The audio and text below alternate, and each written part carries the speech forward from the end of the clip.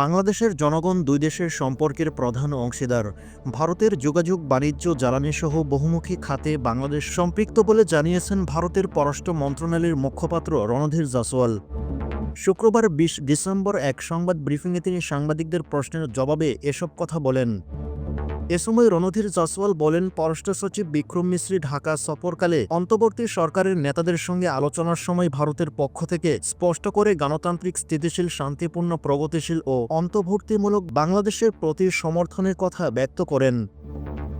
তিনি বলেন, আমরা পারস্পরিক বিশ্বাস, শ্রদ্ধা, উদ্বেগ, স্বার্থের উপর ভিত্তি করে বাংলাদেশের সঙ্গে ইতিবাচক ও গঠনমূলক সম্পর্ক গড়ে তোলার জন্য আমাদের ইচ্ছা পূর্ণ ব্যক্ত করি।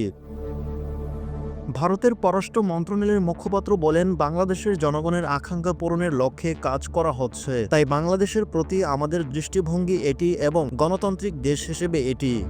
কায়রোতে বাংলাদেশের প্রধান উপদেষ্টা ডক্টর মোহাম্মদ ইউনূস, পাকিস্তানের প্রধানমন্ত্রী শাহবাজ শরীফের মধ্যে বৈঠকে সার্ক পুনরুজ্জীবিত করার বিষয়ে আলোচনা করা হয়। এ বিষয়ে দিল্লির মন্তব্য জানতে চাইলে মুখপাত্র বলেন, ভারত ও আঞ্চলিক সহযোগিতা জোরদারের জন্য পূর্ণ প্রচেষ্টা চালিয়েছে। সার্ক কয়েক বছর ধরে হিমঘরে এবং কেন তা সবাই জানে।